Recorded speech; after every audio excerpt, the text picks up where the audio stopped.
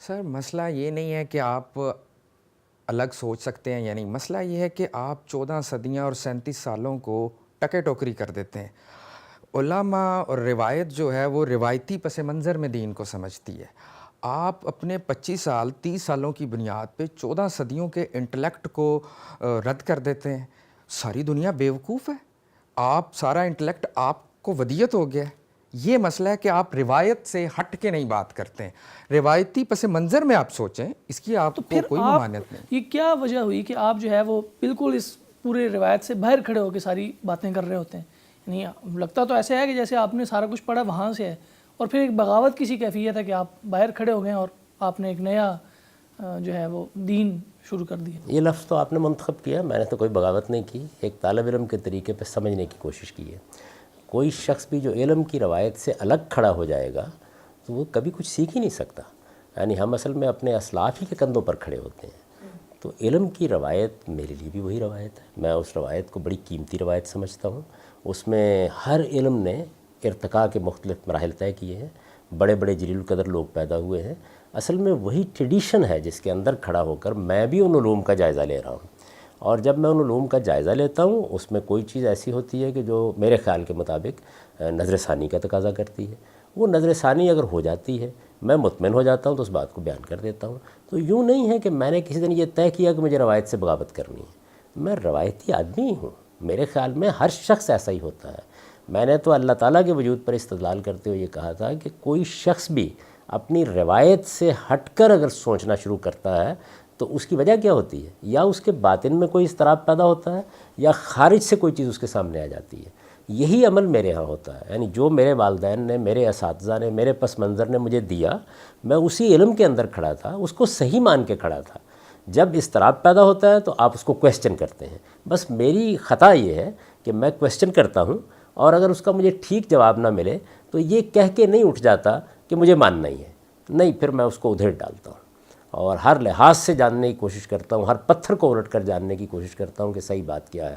میں یہ نہیں کہتا کہ ہر دفعہ میں گوہر نایابی ڈھونڈ کے لے آتا ہوں، نہیں، غلطیاں بھی ہوتی ہیں، کوتاہیاں بھی ہوتی ہیں، ہو سکتا ہے کہ کسی وقت اندھیرے میں آدمی سانپ پکڑ کے لے آئے، ہاتھ پر لیل بھی بن جاتا ہے آدمی، لیکن میری کوشش یہی ہوتی ہے کہ میں اس روشنی کو حاصل کروں جو روشنی اللہ نے ہمیں دی ہے، اللہ کے پیغمبر نے ہمیں دی ہے۔ یہ ساری روایت اصل میں اسی روشنی تک پہنچنے کی ایک جد و جہد ہے۔ تو اس روایت پر جب میں تنقید کرتا ہوں تو اسی جذبے سے کرتا ہوں کہ مجھے صحیح بات جاننی ہے۔ اگر کوئی چیز معیار پر پوری اترتی ہے، سراکوں پر نہیں پوری اترتی، تو میں نے جیسے پہلے عرض کیا کہ اس کو آپ بغاوت سے تعبیر کرتے ہیں، میں اس کو ایک سچے طالب علم کا طریقہ سمجھتا ہوں کہ پھر وہ معذرت کے ساتھ یہ کہے گا کسی بڑے سے بڑے آدمی نے بھی کوئی بات کہی ہے تو میں دلیل کی بنیاد پر اگر اس کو صحیح نہیں پاتا تو میں قبول نہیں کروں گا۔ وہی بات جو امام مالک نے ایک موقع پر کہی تھی، جیسے کہ ان کی نسبت میں بیان کیا جاتا ہے، رسالت میں آپ صلی اللہ علیہ وسلم کی قبر مبارک کی طرف اشارہ کرتے ہوئے کہ اس قبر والے کے سوا ہر ایک سے اختلاف کیا جا سکتا ہے۔ یہ میں کرتا ہوں، آپ اس کو بغاوت سے تعبیر کرتے ہیں۔ سر آپ یہ کہہ رہے ہیں کہ آپ دلیل سے دین کو سمجھتے ہیں، مگر ہماری روایت میں اب اس طریقے سے دلیل سے دین کو نہیں سمجھا جاتا، جیسے میں تو جس روایت سے واقف ہوں وہ تو ساری دلیل ہی سمجھتی رہی ہے۔ یعنی یہ جتنے علوم فنون ہیں ان کے ائمہ کی اگر آپ کتابیں پڑھیں، جیسے میں نے کہا تھا کہ ایک تو ثانوی کتابیں ہوتی ہیں، سیکنڈری لٹریچر ہے، لیکن اگر آپ امہات کتب کا مطالعہ کریں تو یہ جتنے بھی لوگ ہیں یہ دلائل سے ہی بات بیان کر رہے ہیں، یعنی وہ استدلال کر رہے ہیں، وہ قرآن مجید کو بیان کر رہے ہیں، وہ علم و عقل کے مسلمات کو بیان کر رہے ہیں۔ ایسا ہو نہیں سکتا کہ کوئی روایت دلیل کے بغیر قائم ہو جائے۔ موجودہ زمانے میں یا آپ کہہ سکتے ہیں کہ متاخرین کے ہاں یہ رجحان پیدا ہو گیا ہے کہ جیسے میں نے پہلے بھی عرض کیا تھا کہ بھائی سمجھ لیا جو سمجھنا ہے، بس میں اس کو تسلیم نہیں کرتا، یعنی میں اس کو کویسچن کرتا ہوں، اور اگر سوال کا جواب ٹھیک نہیں ملتا تو اس پہ تحقیق کرنے کے لیے تیار ہو جاتا ہوں، اس کا دروازہ میرے نزدیک کھلا ہوا ہے۔ بعض لوگ یہ کہتے ہیں، آپ یہ جانتے ہیں کہ ہندوستان میں صورتحال آج سے 50-100 سال پہلے تھی کہ آپ حنفیت سے باہر نہیں نکل سکتے۔ آہستہ آہستہ نوبت یہاں پہنچی کہ ٹھیک ہے، ائمہ اربعہ سے آپ باہر نہیں نکل سکتے، سلف سے آپ باہر نہیں نکل سکتے۔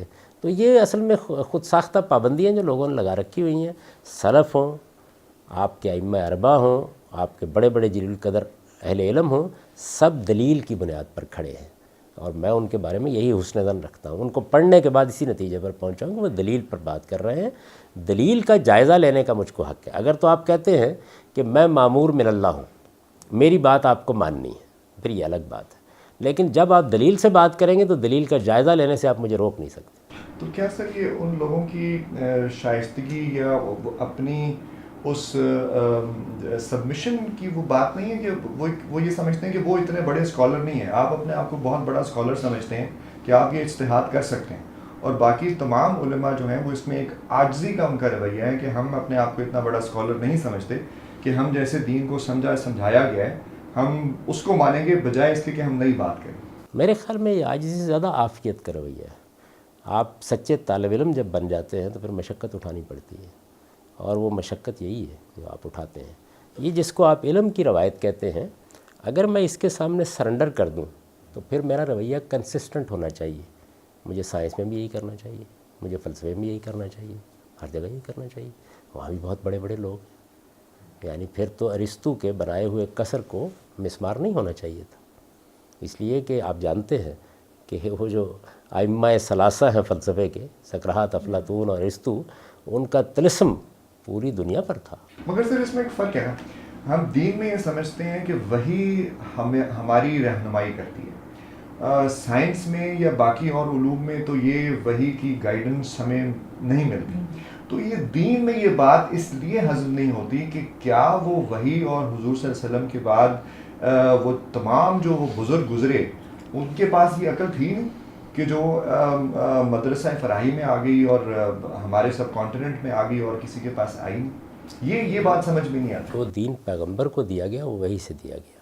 پیغمبر کی ذات ہے کہ جس کو خدا کی حفاظت حاصل ہے, لہٰذا وہاں غلطی کا کوئی امکان نہیں. ان کا علم بے خطا علم ہے. اس کے بعد انسان ہے. انسان جب سمجھیں گے تو اس سے مذہبی فکر یا ریلیجیس تھاٹ وجود میں آتا ہے.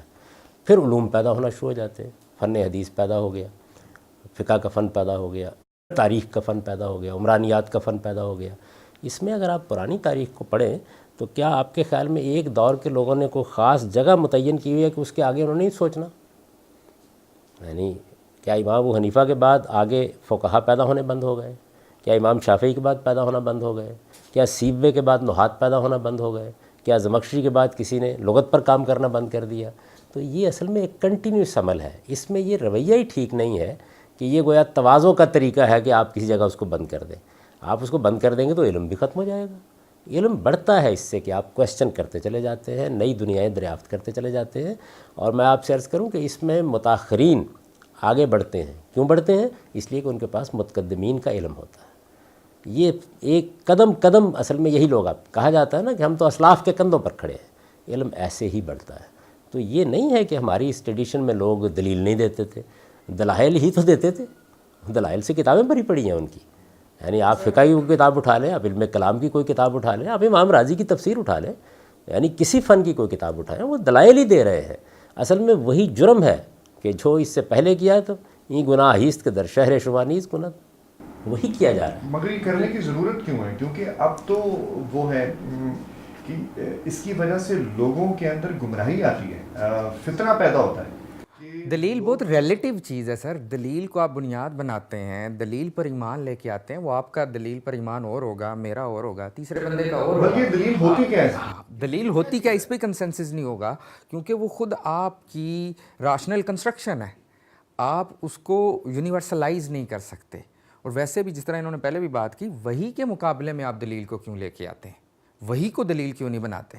آپ کا مسئلہ یہ ہے کہ آپ دلیل پر ایمان لے آتے ہیں, دلیل کو سب کچھ بتاتے ہیں اور پھر اپنی دلیل بنا لیتے ہیں, اور دوسرے کو بھی موقع دیتے ہیں کہ وہ بھی اپنی کو دلیل گھڑے اور اس کی بنیاد پہ علیحدہ فرقہ بنا لے, علیحدہ فکر کھڑی کر لیں. الیاذ باللہ, اگر میں وہی کے مقابل میں دلیل کو لاتا تو پھر میں مسلمان کیوں ہوتا؟ مسلمان کہتے ہی اس کو ہیں کہ خدا کی وحی کے سامنے, خدا کے پیغمبر کی بات کے سامنے سر تسلیم خم کر دیا جائے. یہ تو میرے ایمان کا تقاضا ہے. یعنی جب میں نے علم و عقل کی روشنی میں اللہ تعالیٰ کو مان لیا, اللہ کے پیغمبر کو مان لیا, تو وہی کے یہاں مقابلے پہ بھی علم و عقل کی روشنی میں, یہاں پہ بھی آپ عقل کو لے کے آ رہے ہیں. آپ نے دلیل کی بنیاد پر ماننا تو وہ ماننا نہ ہوا, وہ جانا ہوا. آپ دین کو بھی نالج سمجھتے ہیں, یعنی جس طرح سورسز آف نالج سے آپ وہاں تک پہنچتے ہیں, آپ ایمان کو اسی کیٹیگری میں لے کے آ رہے ہیں. آپ کے خیال کے مطابق ہمیں علم و عقل کی بنیاد کے اوپر مذہب کو ماننے کا فیصلہ نہیں کرنا. اگر ایسا ہی ہے تو پھر آپ کسی مسیحی کو کس اصول پر دعوت دیں گے, کسی بدھ کو کس اصول پر اسلام کی دعوت دیں گے؟ وہ بھی اپنے ہاں کی ایک روایت پر کھڑا ہے، وہ روایت بھی بڑی غیر معمولی روایت ہے۔ تو وحی کے مقابل میں سوال نہیں ہے، سوال یہ ہے کہ پہلے میں یہ مانوں گا کہ میں کس کو صاحب وحی مان رہا ہوں۔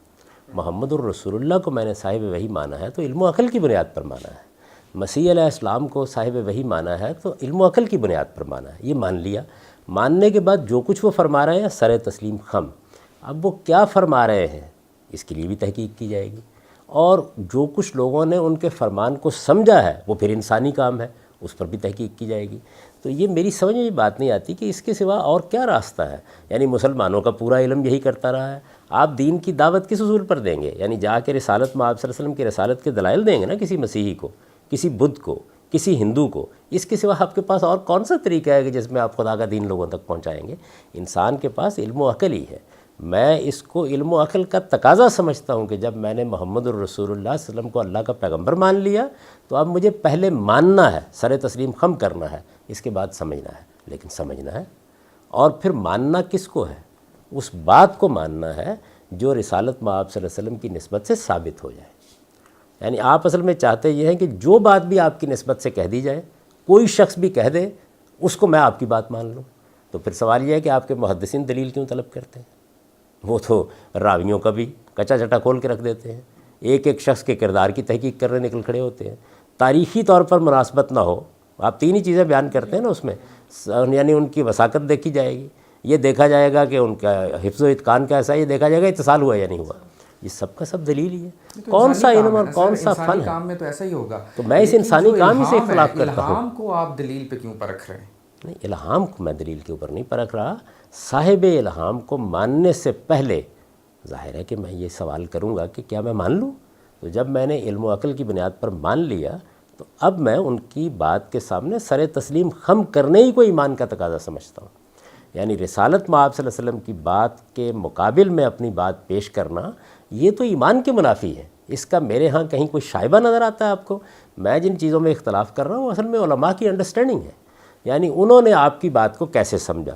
تو ظاہر ہے کہ اس کا مجھے بھی حق ہے کہ میں آپ کی بات کو سمجھوں، میں آپ کی بات کو محض آپ کی شہادت پہ مان لوں، آپ کی شہادت پہ مان لوں۔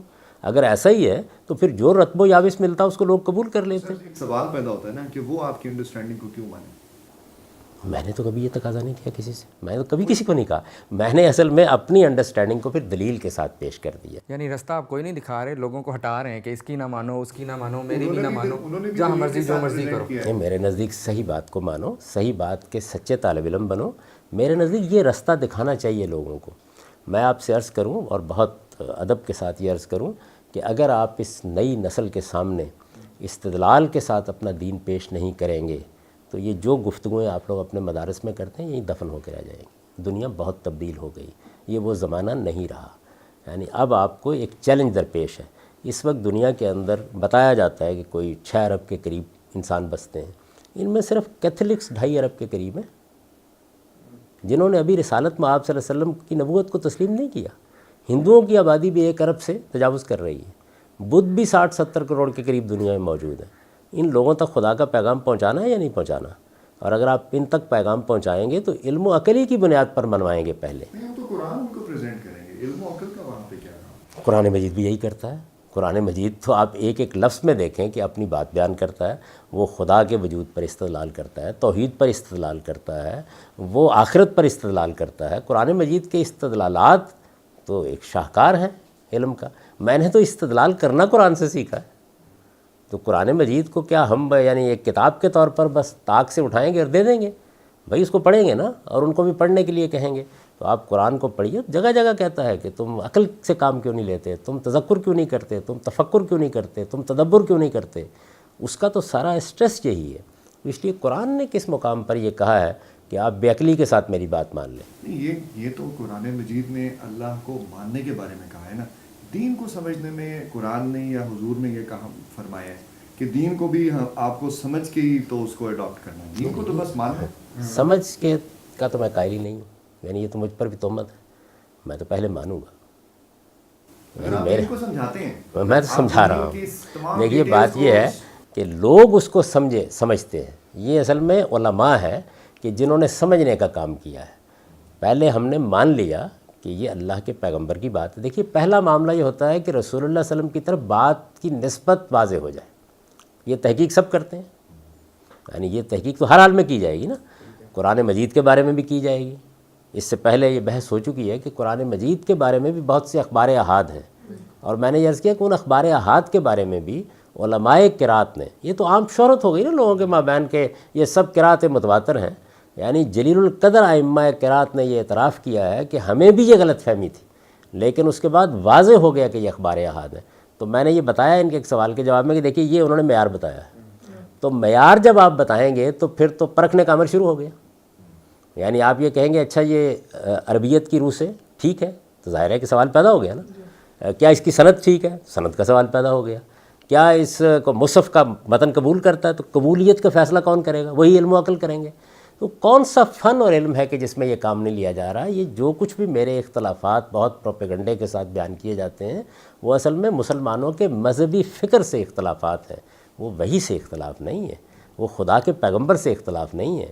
خدا کے پیغمبر کو میں نے پیغمبر مانا ہے، فلسفی اور حکیم نہیں مانا. ان کی بات سے کے بارے میں تو میں لوگوں کو بتا رہا ہوں، میری کتابوں میں لکھا ہوا ہے کہ ان کے کسی فیصلے سے اگر آپ ادنا درجے میں بھی انحراف کریں تو پھر آپ ایمان کے حامل نہیں ہو سکتے. لگتا یہ ہے کہ آپ نے آدھی باتوں کو مانا ہے اور آدھی باتوں کو نہیں مانا. اپنی مرضی سے جو بات آپ کی انڈرسٹینڈنگ کے مطابق ٹھیک ہے ان کو آپ مان لیتے ہیں، اور جو آپ کی انڈرسٹینڈنگ میں فٹ نہیں بیٹھتی ان کو آپ ریجیکٹ کرتے ہیں. یعنی کس کی بات؟ انڈرسٹینڈنگ کے مطابق اگر ابو حنیفہ کی بات نہیں ہے، شافعی کی بات نہیں ہے، اگر شاطبی کی بات نہیں ہے، اگر غزالی کی بات نہیں ہے، اگر مولانا سید ابواللہ صاحب مودودی کی بات نہیں ہے تو یقیناً انکار کروں گا. محمد الرسول اللہ کی وہ کون سی بات ہے کہ جس کو میں نے ماننے سے انکار کر دی ہے؟ الیاذ باللہ، میں تو اس کا تصور بھی نہیں کر سکتا. آپ نے سنت کی ایک بالکل نئی تعریف جو ہے وہ بیان کر دی ہے. لفظ آپ سنت کا استعمال کریں گے لیکن مطلب اپنا آپ بیان کریں گے. لفظ آپ حدیث کا بیان کریں گے لیکن جو حدیث محدثین جسے کہتے ہیں اسے آپ حدیث نہیں کہتے. کہ سنت کی تعداد جو ہے وہ کبھی زیادہ ہو رہی ہے کبھی کم ہو رہی ہے.